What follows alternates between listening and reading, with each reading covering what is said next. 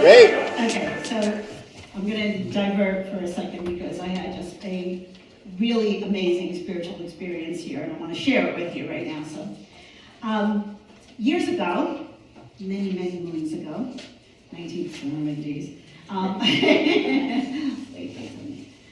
so I started Course in Miracles. And when I started the book, I was just really worried because I started shaking when I was doing my lessons, and I knew then and there that if I continued to do this, I would never be the same again. I didn't know what that would look like. But my family, on the other hand, right, Mom, was always worried about me. What was she getting into now? And there was all kinds of stuff. And the thing that they even accused me that one day I would become a Hare Krishna. That I would be dressed up and down in the subways giving out flowers at the airport. Not with that idea. Singing Hare Krishna. And today I was singing Hare Krishna with my mom in our service. I looked up and she's singing Hare. And she was looking at the words to make sure she got them right, you know?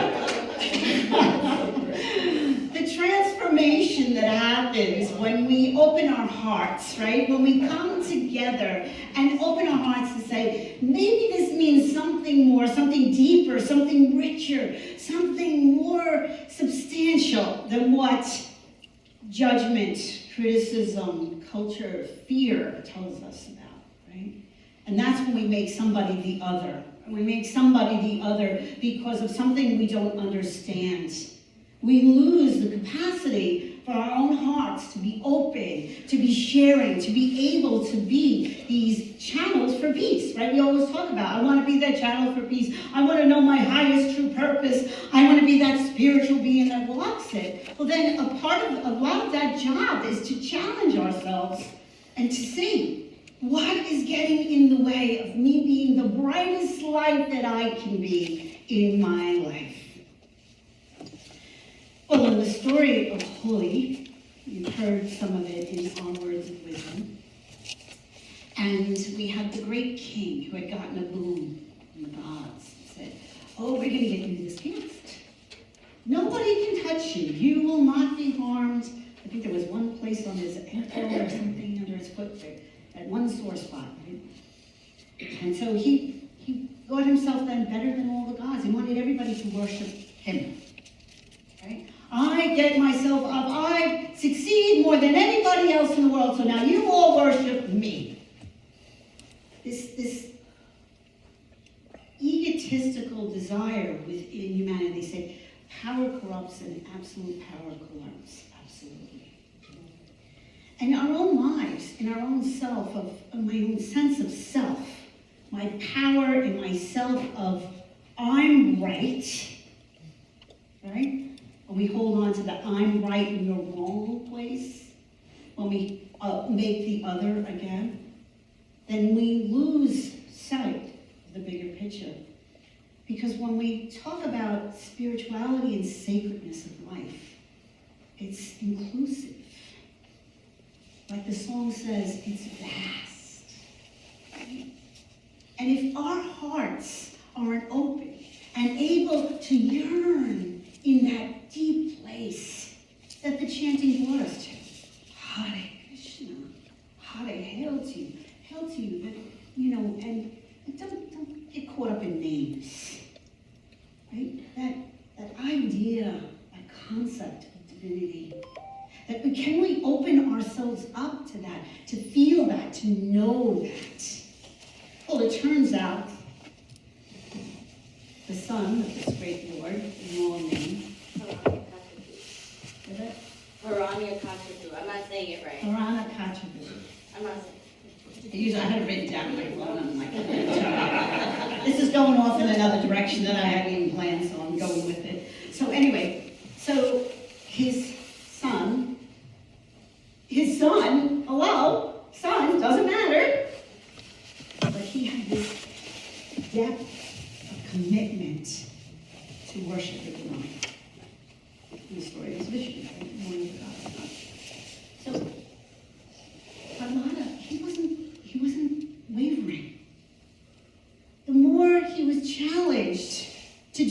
something a certain way, to believe things, to make him, his father, more powerful than God, the more steadfast he became, the more true. Understanding, like the words of the song Reflection, by your grace, the more that I turn to you, the more that I open my heart to you, the more that I say to you, the more safer I am, the more clearer my heart is, the more comfortable I am in my own skin. And at the end of the day, isn't that what we want? Right? To be comfortable in our own skin, to know that we did the best that we could that day, that we were open to the experiences of our lives, and we were able to say thank you for even having a life, having any of the things. Even when things don't go our way, we still have the chance to experience, to be with it. So anyway, of course, kings don't like this. When you make a rule and people want to break it, they always say, you are bad, something's wrong with you, we got to get rid of you. So the king had a sister, Holika, who had this beautiful magic scarf, and she would put on nothing but harm her. So they built a bonfire, and she was to go into the fire and sit with her son and let his son, her nephew, burn up, and she would be fine and come out. And it turns out she was the one who burned up, and Prahlad was safe. So the story goes is that because of that purity, right, he was safe. And she burned up she was those impurities, she was those judgments, she was all those places in us where we have fear, where we have things that we hold on to, that we don't trust to give them over to the divine. All that clinging, all that holding on to. Somehow, it needs to be like this before I'll be okay. And it's so hard to know that you're going to be okay no matter what. If you have this connection, because no matter what, we're all connected. And it's only the fear that disconnects us. So we take that into the holiday, so they have, burn the fires, and then everybody's in celebration. It's springtime too now, and so they're throwing their powdered colors all around, and we have our colors here, and the colors of spirituality, and we talk about that here because we bring about to make sure people recognize this idea of that you are full of color, and the color reflects how you're feeling. Like, you can't hide your fear. It shows. There's a colors that come out of you. You see people's faces, you see the way they are. We all have auras, we all have chakra systems, energy systems in our bodies that have different colors in them, and each of those chakras, when they're open and clear, that color is clear, and we are connected. And all color is vibration.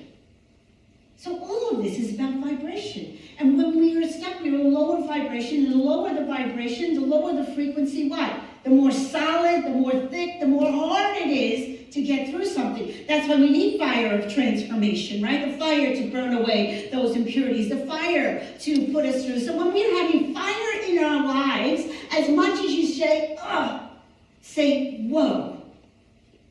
Because this fire now is burning away some old stuff. Where used to be big, the firewalks, right? Everyone I know did it. Woo, she went through the firewalk, walked on the coals. But it's a symbol of transformation, right? Of burning away. When you are standing in that grace, you don't get burned, even by a little fire in our lives. So stay in the frequency, elevating those frequencies and getting in touch with those frequencies. What color has the highest frequency? Anybody guess? Violet. Violet, right. What chakra is violet? Crown. Crown. Makes sense, right? So the crown chakra, the highest frequency of color, right? And then different colors and different chakras and different frequencies for different things. And they help us by surrounding yourself in that color. Green. Green is the heart chakra, the healing. It's a healing color. Very healing. Now, red, you'd say, oh, that's passion, but that's the base chakra. So that would be, because red is anger, but it's also get that fire going, right? Because what do we want? Transformation. Well, yeah, we want transformation, and we want that energy to come right through, right? We want that Shakti pop. We want that energy to move right up through. So getting in touch, none of them are bad. They just have different energies to open ourselves up. So in our words of wisdom, we saw that. We're just meditating on a color, connecting with that color, learning about your chakras, working with some of the healers that we have here at Gathering of Light. You know, this is where the pool of wisdom is. This is where the pool of all the different things you can do. Have conversation and talk to people and see. We're going to try to put that together more with our membership now so you guys can see all the wonderful things and all the talent that is here in this room for doing these kind of things and for helping and uplifting and opening up. But opening up the chakras and paying attention to that color. But that also that idea of being as innocent as a child. Right? A lot of in the stories is young. Has that innocence. We knew that connection and that longing. You know, that time when my family was kind of joking around about me becoming a Hare Krishna. There was a part of me that was like, yeah. I didn't want to shake my head, yeah. It's just that innocence of seeing joy and wanting the joy for ourselves. Don't let that wanting go away. Embrace it. Allow it. And change that wanting into a desire to know something magical, transformative, something wondrous. Embrace the things of our lives, but let them transform you so that the fires can burn away all that gets in the way of you experiencing, feeling, knowing this connection. That no matter what color you're reflecting or absorbing, or shining, you are never separate from the love of the divine. And it always just wants to shine more light on you.